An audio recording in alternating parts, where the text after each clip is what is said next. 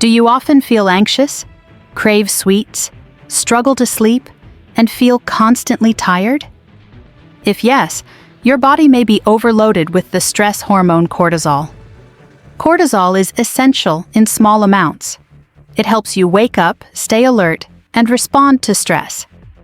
But when it stays high for too long, it can cause insomnia, weight gain, anxiety, and fatigue. Most people over 40 ignore these warning signs until it's too late. As we age, our bodies naturally produce less nitric oxide, a molecule that relaxes blood vessels and supports healthy blood flow. Low nitric oxide means your vessels stiffen, blood pressure rises, and cortisol levels stay high, silently damaging your heart.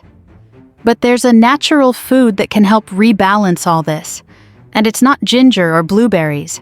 It's beetroot, nature's secret for restoring nitric oxide levels. Beets improve circulation, reduce inflammation, and support heart and brain health. Just a teaspoon of beetroot powder each morning can lower cortisol, boost your energy, and even help you sleep like a baby again.